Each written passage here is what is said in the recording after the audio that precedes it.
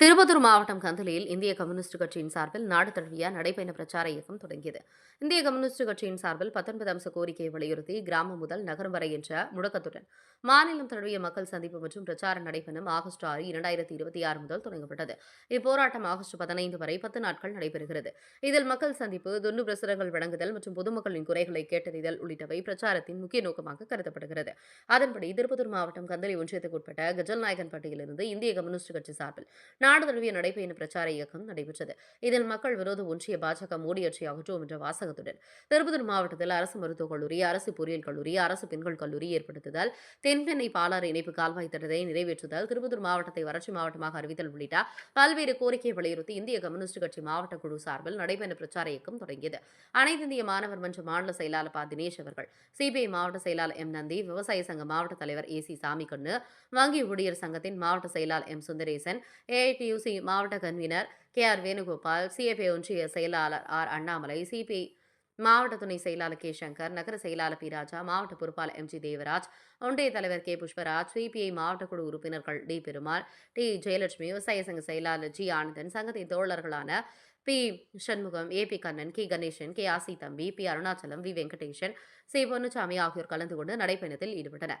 இந்நிகழ்வில் இந்திய கம்யூனிஸ்ட் கட்சி, இந்திய மார்க்சிஸ்ட் கம்யூனிஸ்ட் கட்சியின் நிர்வாகிகள், தொண்டர்கள் மற்றும் பொதுமக்கள் என 100க்கும் மேற்பட்டோர் கலந்து கொண்டனர். திருப்பத்தூர் மாவட்ட கேப்டன் டிவி மாவட்ட செய்தியாளர் கேப்டன் சி. ரமேஷ் என்கின்ற முழக்கத்தோடு நாங்கள் எங்கள் பயணத்தை தொடங்கி இருக்கிறோம். ஆகவே ஜோலார்பேட்டையில் இருக்கிற இந்த மக்கள், கஜநாயக்கன்பட்டி பகுதியில் இந்த ஊராட்சியில் இருக்கிற இந்த மக்கள் சிந்திக்க வேண்டும். நான் சந்தித்துக் கொண்டிருக்கக்கூடிய நெருக்கடிக்கு யார் காரணம்? இங்க இருக்கிற ஒன்றிய அரசு. நான் ஒரே ஒரு விஷயத்தை சொல்லி முடிக்கிறேன். நாங்கள் ஆட்சிக்கு வந்தால் ஆண்டுக்கு 2 கோடி இளைஞர்களுக்கு வேலை தருவோம் என்று சொன்னார்கள். அது மட்டுமல்ல, நாங்கள் ஆட்சிக்கு வந்தால் ஒவ்வொரு குடும்ப அட்டைக்கும் 15 லட்சம் ரூபாய் நாங்கள் தருகிறோம் என்று மோடி அவர்கள் சொன்னார்கள். யார் வங்கி கணக்கில் யார் ஒரு 15 பைசா வர வைக்கப்பட்டிருக்குதா? யார் வங்கி கணக்கில் ஒரு 15 ரூபாய் வர வச்சிருக்கிறாங்களா? ஆனா என்ன பண்ணிட்டாங்க? மினிமம் பேலன்ஸ் இல்லைன்னா உங்களுடைய வங்கி கணக்குக்கு பெனால்டி போடுற நிலைமையை உருவாக்கி இருக்கிறாங்க. அது மட்டும் இல்ல, 2 கோடி இளைஞர்களுக்கு வேலை வாய்ப்பு தரேன்னு சொன்னாங்கல்ல. இன்னைக்கு 12 ஆண்டு காலம் ஆச்சு இல்ல, 24 கோடி இளைஞர்கள் வேலை வாய்ப்புக்கு போயிருக்கணும்ல. இன்னைக்கு எத்தனை இளைஞர்கள் படிச்சு முடிச்சுட்டு டீ கடையில டீ ஆத்துற வேலையும், புரோட்டா கடையில புரோட்டா கட்டுற வேலையும், அதே போல சுகி, சமோட்டோ இந்த மாதிரியான தனியார் கம்பெனிகளுக்கு அற்ப கூலிக்கு வேலைக்கு போற நிலைமைய உருவாக்கி இருக்கிறாங்க. அதுக்கு என்ன காரணம்? இந்த நாட்டில் இருக்கிற ஒட்டுமொத்த பொதுத்துறை நிறுவனங்களையும் இந்த ஒன்றிய அரசு தனியாருக்கு வித்துருச்சு. அதனால அரசு வேலை வாய்ப்புங்கிறது இன்னைக்கு இல்லாத நிலை உருவாகி இருக்கிறது. குறிப்பா சொல்லணும்னா, இந்த குப்பல்ற வேலை, மாநகராட்சியில, முனிசிபாலிட்டியில, ஊராட்சியில குப்பல்ற வேலை, இந்த குப்பல்ற வேலையை தனியாருக்கு வித்துட்டாங்க. குப்பல்ற வேலையை தனியாருக்கு வித்துட்டாங்க.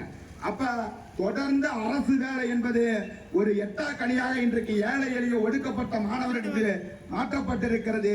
இவற்றை எதிர்த்து போராட வேண்டும். நீங்கள் சிந்தித்து பார்த்து வாக்களிக்க வேண்டும் என்று உங்களிடத்தில் எடுத்து சொல்வதற்காக இந்த பயணத்தை தொடங்கி இருக்கிறோம். இந்த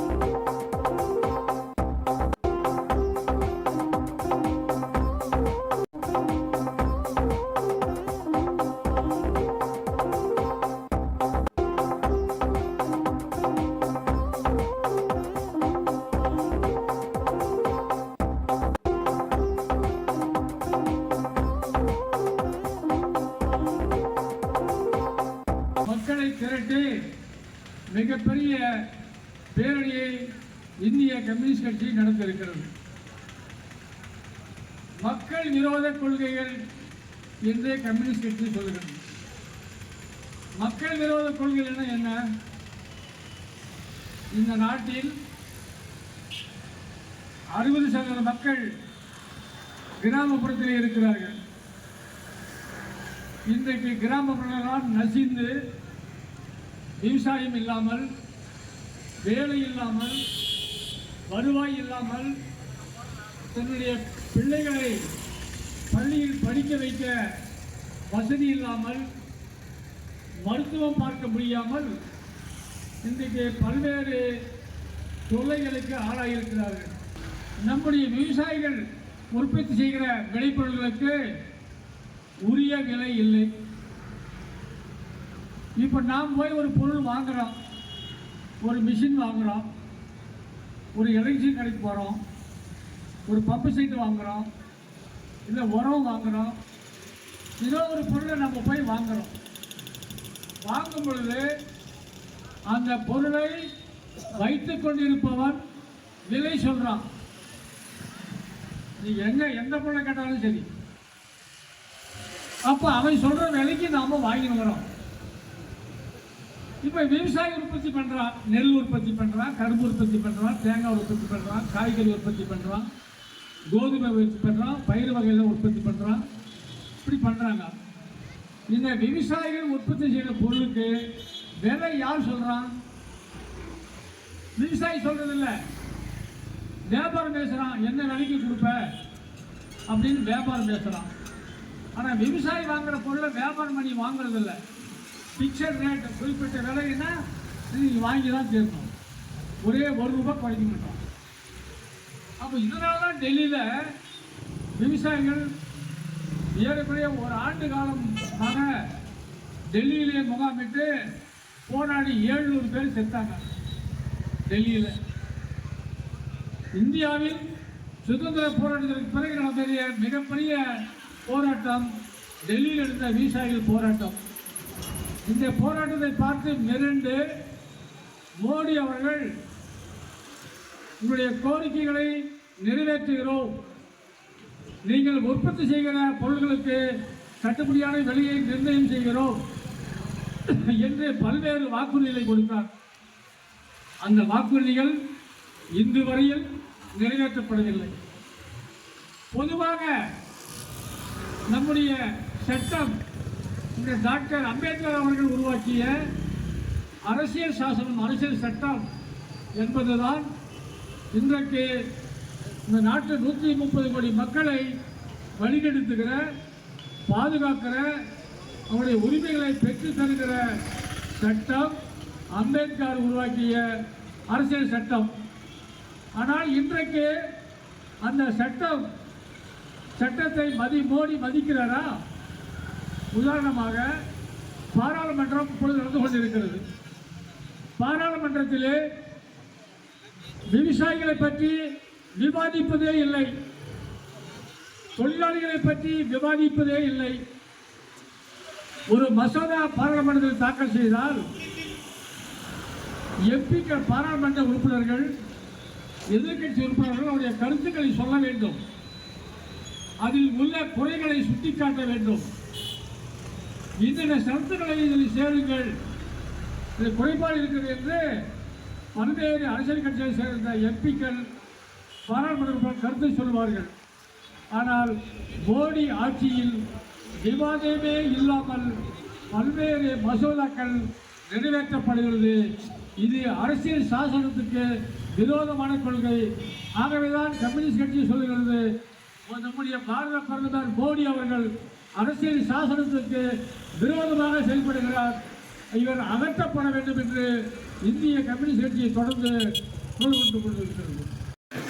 இந்த பகுதியில் வாழ் பெரியோர்களே, தாய்மார்களே, வணிகம் செய்து கொண்டிருக்கிற வணிக பெருமக்களே, ஆங்காங்கே நின்று கொண்டிருக்கக்கூடிய பொதுமக்களே, உங்கள் அனைவருக்கும் வணக்கத்தை தெரிவித்துக் கொண்டு, இன்றைக்கு கம்யூனிஸ்ட் கட்சி 10 நாள் இந்தியா முழுவதும் ஒரு பிரச்சார நடைபயண இயக்கத்தை நடத்தி கொண்டிருக்கிறது.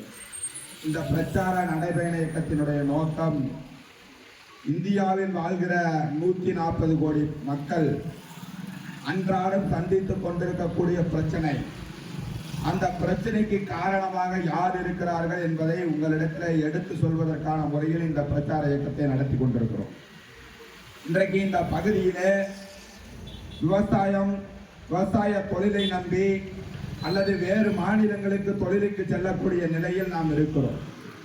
இங்கே இருக்கிற பொதுமக்களை பார்த்து நான் கேட்கிறேன், இங்கே இருக்கிற வணிக மக்களை பார்த்து கேட்கிறேன். பல ஆண்டு காலமாக, பல வருடங்களாக நீங்கள் வேலை செய்து கொண்டிருக்கிறீர்கள். இரவு 10 மணி 11 மணிக்கு கடையை மூடிவிட்டு வீட்டுக்கு செல்வீர்கள். காலை எழுந்தவுடன் அவசரமாக தயாராகி மீண்டும் வந்து கடையை திறந்து வியாபாரம் செய்வீர்கள். ஏறக்குறைய 10-20 ஆண்டுகளாக நீங்கள் வேலை செய்து கொண்டிருக்கிறீர்கள் என்று வைத்துக் கொள்ளலாம். அதற்கு முன்பு உங்கள் தாய் தந்தைகள் உழைத்தார்கள். இப்படி ஆண்டாண்டு காலமாக தலைமுறையாக நாம் உழைத்துக் கொண்டே இருக்கிறோம். வேலைக்கு சென்று கொண்டுதான் இருக்கிறோம். உடல்நிலை சரியாகவில்லை அல்லது வீட்டில் ஏதேனும் விசேஷம் இருக்கிறது என்று சொன்னாலும் கூட நாம் வேலை செய்யாமல் இருக்க முடியாது. ஒரு 10 நாளைக்கு வேலைக்கு செல்லாமல் வீட்டில் உட்கார்ந்து சாப்பிடலாம் என்ற அளவிற்கு நம்மிடத்தில் பணம் இல்லை. ஆனால் நாள்தோறும் உழைத்துக் கொண்டே இருக்கிறோம். நம் வாழ்நாள் முழுவதும் உழைத்துக் கொண்டே இருக்கிறோம். நம் வாழ்க்கையில் என்ன முன்னேற்றத்தை கண்டிருக்கிறோம் என்பதை நீங்கள் உங்கள் மனச்சாட்சியின் மீது கை வைத்து கேட்டு பாருங்கள். ஒரு மனிதன் உழைக்கிறான் என்று சொன்னால் அந்த உழைப்பில் பாதி சதவீதமான பணத்தை அவன் மருத்துவ செலவிற்கு செலவு செய்கின்ற நிலை இன்றைக்கு உருவாகி இருக்கிறது.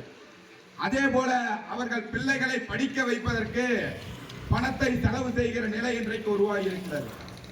இந்த படிப்பையும் இந்த சுகாதாரத்தையும் யார் தர வேண்டும் என்று சொன்னால் நாட்டினுடைய அரசியல் அமைப்பு சட்டம் சொல்லுகிறது.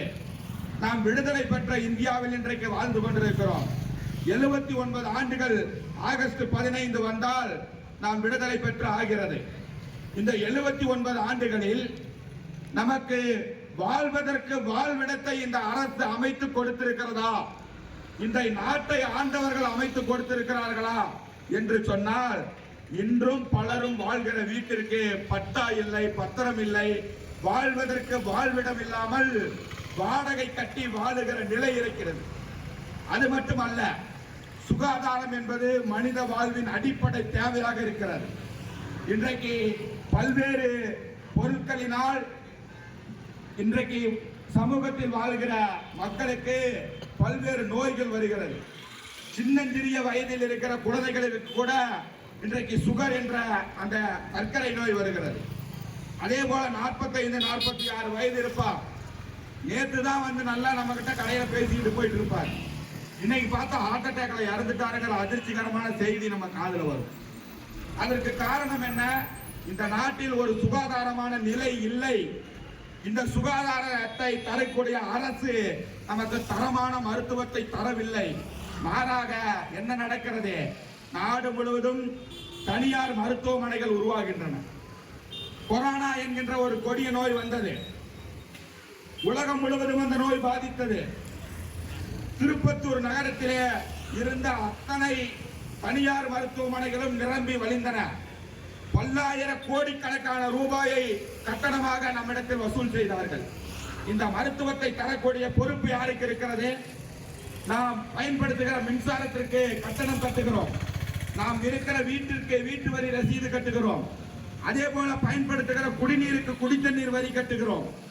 இது போன்ற அனைத்திற்கும் வரியை நாம் செலுத்திக் கொண்டிருக்கிறோம். இந்த வரியை பெற்றுக்கொண்டு நமக்கான சுகாதாரத்தை தர வேண்டிய பொறுப்பு அரசாங்கத்துக்கு இருக்கிறது. ஆனா ஜிஹெச் போய் பாருங்க, ஒரு தனிநபர் நடத்தக்கூடிய மருத்துவமனை நல்ல புத்தம் புது பொலிவுடன் அனைத்து விதமான மருத்துவ உபகரணங்களும் அனைத்து விதமான ஸ்டாஃப்களும் இருப்பாங்க. ஜிஹெச் போய் பாருங்க, ஓபி சீட் வாங்குறதுக்கே ஒரு நாள் ஆகி போயிடும். நீங்க ஹார்ட் அட்டாக் உள்ள கொண்டு போனீங்களா, அட்மிஷன் போட்டு பெட்டுக்கு போகாட்டி செத்து போயிடுவோம். அந்த மாதிரி நிலைமை தான் இன்னைக்கு அரசு மருத்துவமனைகள் இருக்குது. இதை தர வேண்டிய பொறுப்பு யாருக்கு இருக்குது? நம்ம ஆளக்கூடிய அரசுக்கு இருக்கு. அதே போல கல்வி, இன்னைக்கு நம்ம மனசுலயே என்ன தோணுது? நம்ம பக்கத்து வீட்டு பையன் கார்மெண்ட் ஸ்கூல்ல படிக்கிறான், அங்க நல்லா இருக்குது கல்வி, எஜுகேஷன். கவர்மெண்ட் ஸ்கூல்லாம் சரியில்லை, இங்க படிச்சா என் பையன் வேலைக்கு படிக்க முடியாது, அவன் எதிர்காலம் பாதிக்குன்னு நாமளே போய் பிரைவேட் ஸ்கூல்ல சேர்த்தக்கூடிய நிலைமை இருக்குது. நல்லா யோசிங்க மக்களே. ஒரு தனிநபர் நடத்தக்கூடிய தனியார் பள்ளி எல்லா கட்டமைப்பு வசதிகளோடு இருக்குது. ஆனா ஒரு அரசாங்கம் நடத்தக்கூடிய பள்ளியில எந்த விதமான வசதி இல்லை. ஃபேன் ஓடாது, டேபிள் இருக்காது, நம்ம பிள்ளைங்க பைய கொண்டு போய் வைக்கிறதுக்கு இடம் இருக்காது. அப்ப இந்த மாதிரியான நிலை இன்றைக்கு 79 ஆண்டு காலமா இருக்குது. இதுக்கு யார் காரணம்? இந்த நாட்டில் இருக்கக்கூடிய அரசாங்கம் தான் காரணம். இவங்க யாருக்கான அரசாங்கமா இருக்கிறாங்க? பிரதமர் நரேந்திர மோடி அவர்கள் கடந்த 12 ஆண்டுக்கு முன்னாடி ஆட்சிக்கு வந்தார். என்ன சொன்னாரு? இந்த நாட்டில் படித்து முடிச்சுட்டு வேலைக்காக காத்துக்கிட்டு இருக்கிற இளைஞர்களுக்கு 2 கோடி பேருக்கு வருமான வேலை தரணும் சொன்னார். 70% மக்கள் ஒருவேளை உணவுக்கு வழி இல்லாமல் தவித்துக் கொண்டிருக்கிறோம். நாம